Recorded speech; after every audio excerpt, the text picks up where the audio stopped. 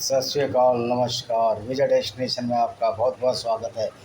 आज हम जो चर्चा करने जा रहे हैं उस बात की चर्चा करेंगे कि जो अफ़गानिस्तान में तालिबान ने जो गुंडागर्दी मचा रखी है और उन्होंने 1996 से 2000 तक जब तालिबान का राज्य रहा था तो उसमें औरतों की शिक्षा भी नहीं थी। औरतों को घर से बाहर निकलने में रोक दिया जाता था। औरतों को मर्दों के साथ जाना पड़ता था, भाई या बहन के साथ अनिवार्य कर दिया था। यानी कि वो अपनी ज़िंदगी आराम से व्यतीत नहीं कर सकती थी, अपनी इच्छानुसार व्यतीत नहीं कर सकती थी। इसके विपरीत पुरुषों का स्वच्छंद वातावरण, उनको 4-4 स्त्रियों से विवाह करने की इस्लाम में मान्यता। तो ये किस तरह की बात है? यहाँ समानता है औरत के लिए है ही नहीं। औरत को खेती बताया गया है कि उसको जैसे चाहो जो, तो औरत आपकी खेती है। तो जब इस तरह की विचारधारा वाला तालिबान अफ़गानिस्तान में काबिज़ हो गया तो इसके कई मायने निकाले जा सकते हैं। अभी ये पता लगा है कि जो राजेश कुमार हैं, जो मंदिर के पुजारी हैं, काबुल का जो मंदिर है, बहुत बड़ा मंदिर है, उन्होंने कहा मैं ये देश नहीं छोड़ूंगा। हालांकि उनके परिवार के लोग दिल्ली रहते हैं। तो उसने कहा कि अगर तालिबान मुझे मार भी देंगे तो मैं ये देश नहीं छोड़ूंगा। इसका मतलब ये है कि तालिबान राज्य से माइनॉरिटीज़ को बहुत प्रॉब्लम आएगी। ये फैक्ट है, औरतों को प्रॉब्लम आएगी, उनको ये पढ़ने नहीं देंगे। तो ये गुंडागर्दी है इस्लाम के नाम पर। और इस्लाम में कुछ आयतें भी ज़रूर ऐसी हैं कि जो माइनॉरिटी के लिए कोई भी राइट नहीं छोड़ती हैं। अभी 8 साल के बच्चे का ब्लेसफेमी लगा दिया, जो हिंदू बच्चा पानी पी लिया या पेशाब कर लिया। ये किस तरह के नीच और घृणित लोग हैं। ये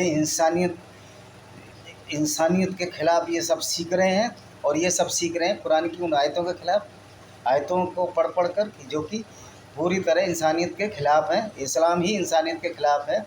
आपने देखा होगा कि एक किताब लिखी है मिस्टर हारिस सुल्तान ने, इस्लाम एक वायलेंट इस्लाम, एक कर्स ऑफ यूनिवर्स। यानी कि हिंसात्मक जो इस्लाम है वो एक अभिशाप है देश के लिए और पूरी दुनिया के लिए। अब मेरी समझ में नहीं आता इन सब बातों को खोलने में लोगों की क्यों डरते हैं, या क्यों मैं उस शब्द को बयान नहीं कर सकता, क्यों उनकी भयभीत हो जाते हैं सच्चाई बताने के लिए। जब हिंदुओं की सती प्रथा और जो बलि प्रथा है, जो कि वेदों में कहीं भी नहीं है, उसको भी समाप्त करने की दिशा में प्रयत्न करे जा रहे हैं। तो कुरान में जो ऐसी आयतें जो इनोसेंट किलिंग को, निर्दोषों की हत्या को, जानवरों की बलि को जो सर्टिफाइड करती हैं, तो हमारे मोमिन ब्रदर इसको क्यों नहीं ख़त्म करते? ये एक अत्याचार है जानवरों के ख़िलाफ़, और उनको हलाल से मारना उससे भी बड़ा अत्याचार है। क्या ये हलाल अच्छा है कि जिसमें तड़पा तड़पा कर आप उन जानवरों को मारते हैं, मुर्गियों की गर्दन काट कर उनको तड़पने के लिए छोड़ देते हैं?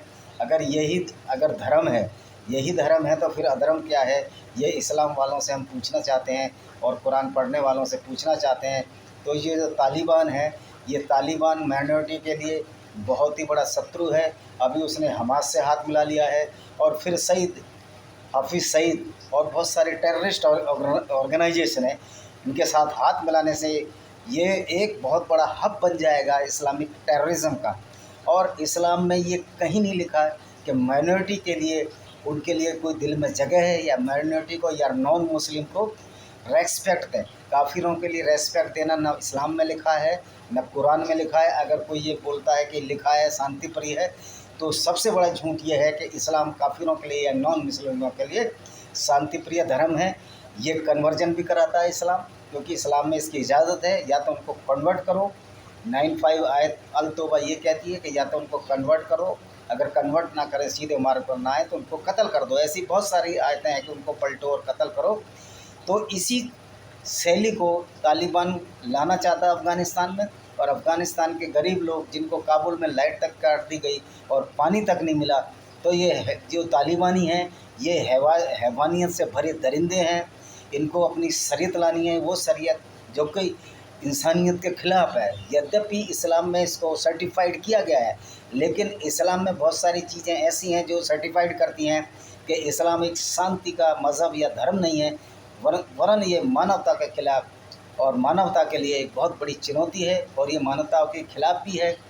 तो ये तालिबान भी उसी मानवता के ख़िलाफ़ ये कहते हैं कि हम अफ़गानिस्तान की स्वतंत्रता के लिए लड़े हैं। आप अफ़गानिस्तान की स्वतंत्रता के लिए नहीं लड़े, आप लड़े हो अपने को शरीयत लाने के लिए। और पूरा टेररिस्ट एक देश घोषित करने के लिए और आसपास सब टेररिस्टों को इकट्ठा करने के लिए, और आप दिल से ही चाहते हो कि पूरे वर्ल्ड में इस्लाम का राज्य हो। ये अब संभव नहीं है, क्योंकि अब कुरान की बहुत सारी आयतों को जो हमारे मुस्लिम ब्रदर समझने लगे हैं कि ये अल्लाह और कुरान लड़ाई करवाते हैं। इसकी बहुत सारी आयतें ऐसी हैं जो कि ये दूसरों को काफिर कहते हैं। अच्छा, इनको तालिबानों को मूर्तियों से क्या प्रॉब्लम है? ये तालिबान इतने जाहिर और गंवार लोग हैं कि इन्होंने बामन बुद्धा, अगर चालो आप मूर्ति पूजा नहीं करते तो मत करो, कम से कम एक अनुकृति थी, एक कृति थी, एक आपकी सांस्कृतिक विरासत और धरोहर थी जो आपने उड़ा दी। तो इससे बड़ा जाहिलानापन क्या होगा? ये गंवार, बहकेली और राक्षस प्रवृत्ति के नर पिचास लोग हैं, इनके खिलाफ सबको लड़ाई लड़नी पड़ेगी, नहीं तो ये एक दिन इस्लामी जिहादी पूरे संसार को नरक की आग में झोंक देंगे। और खून काम पिपासु और ये रक्त पिपासु लोग हैं, और ये सर्टिफाइड करते हैं कुरान की उन आयतों को जो इनको काम पिपासु और रक्त पिपासु बनने के लिए उत्प्रेरित करती है, जिसको ये माले गनीमत के रूप में सर्टिफाइड करते हैं। तो इन चीज़ों का हम विरोध करना चाहिए, सबको विरोध करना चाहिए, और इस्लाम और कुरान की उन आयतों का भी विरोध करना चाहिए जो कि मानवता के लिए बहुत बड़ा डेंजर बनते हैं। लोग मुसलमानों को टारगेट ना करें, मुसलमान अच्छे हैं और मुसलमान तो वही कर रहे हैं जो कुरान और उनके इस्लाम में लिखा हुआ है। तो हमें मुस्लिम भाइयों से कोई परहेज़ नहीं है, बस उनसे यही निवेदन है कि कुरान पढ़ें, उनकी आयतों को पढ़ें। और दूसरे धर्म के लोग जो कहते हैं कुरान में ऐसा कहीं नहीं लिखा, एक सिफूजी सौर्य भारद्वाज है जबलपुर का, कह रहा कुरान की एक भी आयत पढ़ो, वो एकदम मूर्ख है, उसने कभी कुरान नहीं पढ़ी है, वो जो आएँ बाएँ बकता रहता है और उसको न इस्लाम की समझ है न कुरान की समझ। तो ऐसे लोगों पे नहीं हो, और जितने भी काफिर या नॉन मुस्लिम है कुरान को ज़रूर पढ़े, हकीकत आपके सामने आ जाएगी। तो वैसे भी मैं हर रोज़ एक वीडियो बना ही रहा हूँ कुरान की आयतों पर जो कि विवादास्पद हैं और जो कि थ्रेट है मानवता के लिए। इसी के साथ मैं अपने इन शब्दों को यहीं विराम देता हूँ। वंदे मातरम, जय हिंद।